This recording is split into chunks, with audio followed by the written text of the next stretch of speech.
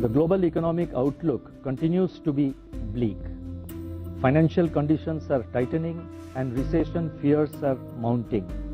Inflation continues to persist at alarmingly high levels across jurisdictions. Now we are in the midst of a third major shock, a storm, arising from aggressive monetary policy actions and even more aggressive communication.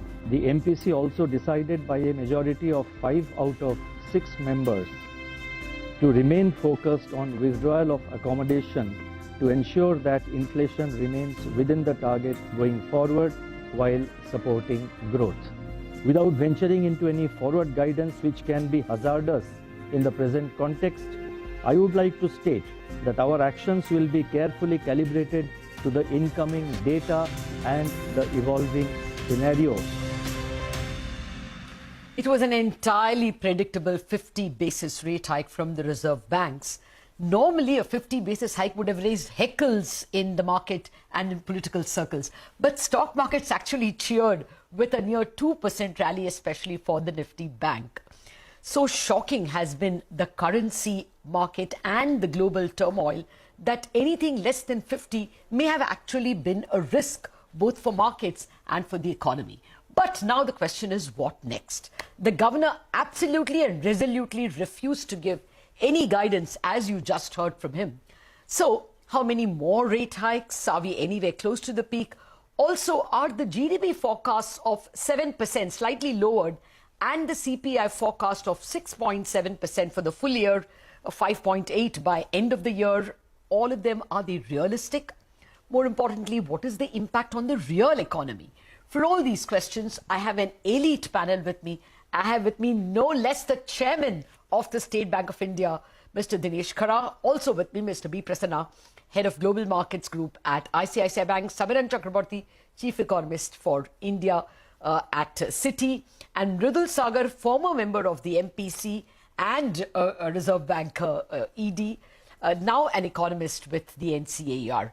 Gentlemen, thank you very much. I could not have asked for more informed people to guide us about the future of the policy and its impact. Mr. Khara, straight away to you, and thank you very much for joining all the way from London. So what is the sense you are getting? This is 0.5% is quite a bit, and most of the loans are being taken by retail credit in your own bank, more so for other banks. Do you think at this level we might see a slowing of the pace of loan growth? Well, Lata, of course, the first reaction could be what you just mentioned. The pace of the loan growth might slow down. But I would like to go a little deeper and would like to draw your attention to the fact that we have already seen about 140 basis point increase in the repo rate for in the current year itself. And we have actually seen that the growth as far as the banking loan book from the banks are concerned, it is witnessing a very healthy growth, almost as high as about 16% plus. So I think what you mentioned in terms of 50 basis point, perhaps it was almost factored in by all the participants of the market. And ever since the 75 basis point hike was announced by the Fed, we were all expecting that it is going to be 50 basis point. So to that extent, it was not a shock in terms of expectation. But yes, of course, your second question relating to will it have an impact on the borrowing from the small guy, from banking system? Yeah, I think it will not have a very significant impact. I just did some bit of a back of envelope calculation in terms of EMI and its impact, and could figure out that overall the EMI impact on the EMI is somewhere. It is somewhere between 3 to 4% of the EMI amount. Okay. So I think, to my mind, it should not be a dampener, because so long as the demand is strong in the market, and all of us have seen that last about 2 quarters onwards, we are seeing a very healthy demand trends. Okay. So I think, though momentarily it might impact, but eventually the decisions taken when people come for the borrowing are generally having a long-term perspective in mind. Okay. And we're all aware that, this kind of though Honorable Governor has also indicated that the growth is going to be little slow, but I would say that it is still better than many other countries across the globe, and it is still a very healthy growth trend, which is expected to really emerge. Okay. And India continues to be the shining star. Prasanna, do you think now it has to be evened out? Now deposit rates are definitely going to rise at least as much as lending rates, no? On an average. Lata, I can give my views. I will give it as a market analyst and talk about the general banking system, Lata. So it's nothing to do about general, not my ICICI. specific bank. Yeah. So I think I would also tend to agree with what Mr. Kara was saying. You have to remember one thing, Lata. I think what has happened so far is that the increase in repo has translated to a large extent to the increase in the wholesale deposit rates, the CD issuances by banks, and so on and so forth. But what has not really impacted so far is the retail deposit rates, like you rightly pointed out. But also bear in mind that the retail deposit rates for the banking system overall would be only around, say, 40% of the overall cost of funding profile of the banking system. So even if, for example, a 100 basis point increase were to happen in the retail deposit rates, even if, then since the deposit mix is to talk about, the increase in rates is going to be to the extent of 40-45 basis points on the overall cost of funds. Okay. Because bear in mind that the CASA rates don't change broadly, and also bear in mind that the wholesale deposit rates and the CDs have actually changed already. Okay. So to some extent, it's the catching up of the retail deposit rates with the change in the rest of the interbank products, so to speak. But it is not really a one-on-one comparison that you can do with the deposit rates and the lending rates because of the funding mix of the various banks. Okay. Fair enough. The more pressing problem is how many more hikes. Now, on that, Mridul Saggar, your views. Do you think we have to go sizably into real rates from here on, since growth is not that badly off? So where would you place the real rate peak? So, Lata, I would say there's still some catch-up to do for the RBI. So some more rate hikes are possible and should be undertaken. I mean, the terminal rate, as I had put up way back in June, should be round about 6.5 or so.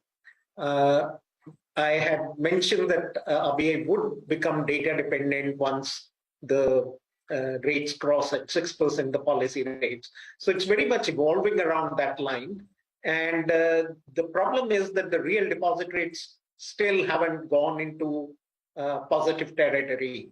So I think from the banker's point of view, I think it is important that deposit rates have to go up from here. We should get out of the financial repression regime where deposit rates are still negative. And that will bring about the right balance also in the sense that even with some lower NIMs, from the economy point of view, I think it is very important that those rates rise from here. Samiran, your reaction, actually I was going to come to you with that as well. Are you confident of Reserve Bank's 5.8% in the fourth quarter? And as well, do you agree that rates have much more to move, 60 basis more, as Mridul Saggar is saying? So, Lata, today we have learned two things from the RBI statement. One thing is that RBI is quite closely watching the global central bank tightening and the negative spillover effect of that in India. And the second thing that RBI has quite clearly mentioned is that the policy is still accommodative and not reached the neutral point by defining that stance in terms of real rates rather than just in terms of nominal rates. Now, both these things will point towards more rate hikes in the horizon. We think 6.5 is quite a possibility. If it is done in two stages, then that will be in December and February. And if our view is correct that Fed is also stopping somewhere around March, then maybe that will coincide with more or less when Fed is also pivoting. But the bigger question actually is that whether the policy rates can stay at that peak rate for a prolonged period?